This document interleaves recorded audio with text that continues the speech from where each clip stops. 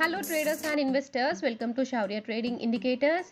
ఈ వీడియోలో మనము 12th డిసెంబర్ కోసం Nifty, bank Nifty support and resistance level చూద్దామండి. అండ్ దానికన్నా ముందుగా మనము ఈ రోజు మార్కెట్ గురించి డిస్కస్ చేద్దాము. సో నేనైతే ఫస్ట్ నిఫ్టీ 50 చార్ట్ ఓపెన్ చేశానండి.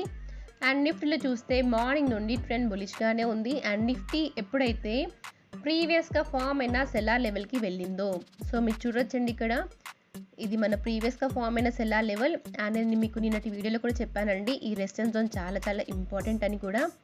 సో నిఫ్టీ ఎప్పుడైతే ఈ సెల్లార్ లెవెల్కి వెళ్ళిందో అక్కడ నుండి రిజెక్షన్ని చూసాము.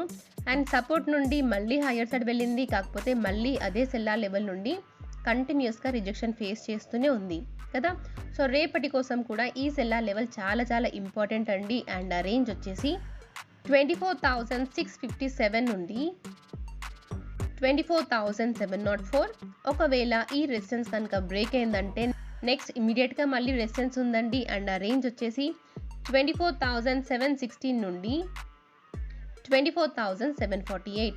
ఒకవేళ ఈ రెసిస్టెన్స్ కనుక బ్రేక్ అయిందంటే నెక్స్ట్ మళ్ళీ 24,810 నుండి 24,857 వరకు వెళ్ళే ఛాన్సెస్ ఉంటాయి.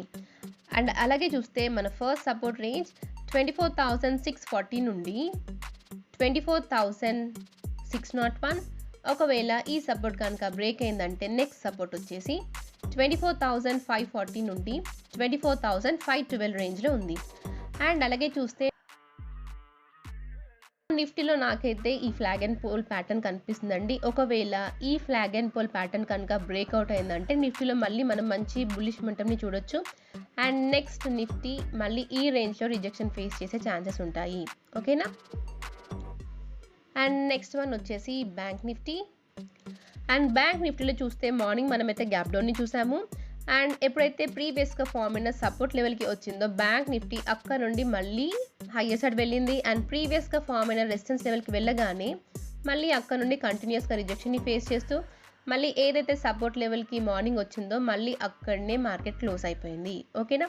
సో ఇలా మన సపోర్ట్ అండ్ రెసిస్టెన్స్ లెవెల్ చాలా బాగా వర్కౌట్ అవుతాయండి. అండ్ అలాగే మీకు ఇంకొక విషయం కూడా చెప్పాను, బ్యాంక్ నిఫ్టీ ఒక ట్రెండ్ లైన్ బేస్ చేసుకొని కంటిన్యూస్గా రిజెక్షన్ ఫేస్ చేస్తుందని. ఇదే అండి ఆ ట్రెండ్ లైన్. అండ్ నేను అలాగే చెప్పాను, ఒకవేళ ఈ ట్రెండ్ లైన్ బ్రేక్ అయినా కూడా మీరు తొందరపడి కాల్స్ అండ్ ఎంట్రీస్ ప్లాన్ చేయకండి. ఎందుకంటే ఒకవేళ బ్రేక్అవుట్ అయినా కూడా మళ్ళీ మీరు రెసిస్టెన్స్ జోన్లోనే ఉంటారు. ఆ రెసిస్టెన్స్ జోన్ నుండి మళ్ళీ రివర్స్ అయ్యే ఛాన్స్ అని కూడా చెప్పాను కదా.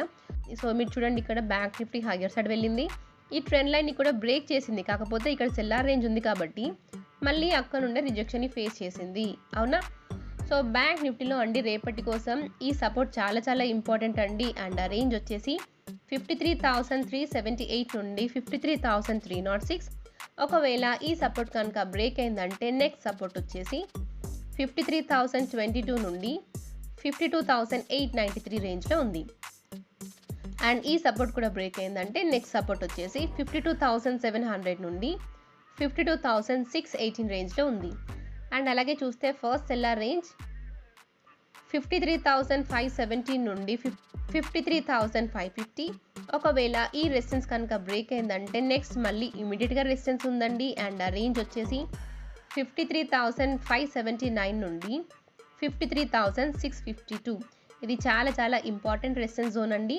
ఒకవేళ ఈ రెసిస్టెన్స్ కనుక బ్రేక్ అయిందంటే నెక్స్ట్ రెసిస్టెన్స్ వచ్చేసి 53,764 నుండి 53,888 రేంజ్లో ఉంది. మళ్ళీ ఈ రేంజ్లో రిజెక్షన్ ఫేస్ చేసే ఛాన్సెస్ ఉంటాయి. ఓకేనా. సో ఇదండి మన Nifty, bank Nifty support and resistance levels.